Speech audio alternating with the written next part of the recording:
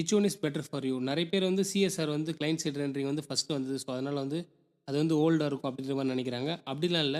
இது எல்லாத்துக்குமே வந்து ஒரு யூஸ் கேஸ் பேஸ்ட் இருக்கு. ஓகே. யூஸ் கேஸ் பேஸ் பண்ணி தான் நம்ம சூஸ் பண்ற மாரி இருக்கும். ஒரு பிளைண்டா வந்து இது அதுன்னு போ முடியாது.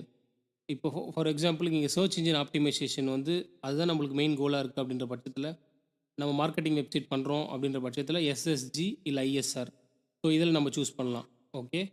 அப்புறமா வந்து கான்டென்ட் அப்டேட் வந்து நம்ம எவ்வளோ ஆஃப்டனா கான்டென்ட் அப்டேட் பண்றோம். ஓகே. அத நம்ம அ ஐஎஸ்ஆர்ல நம்ம பண்ணலாம். ஸோ, அப்புறமா வந்து பில் டைம் வந்து இருக்கு. பில் டைம் வந்து நீங்க வந்து டிசைட் பண்ணலாம். கிளையன்ட் பில் டைம் வந்து கிளையன்ட்ல இருந்தா பரவாயில்லையா? இல்ல சர்வர்ல இருந்தா பரவாயில்லையா? அப்படின்னு நீங்க தான் சூஸ் பண்ணணும். ஸோ அப்புறம் ரெண்டரிங் டைம் இருக்கு.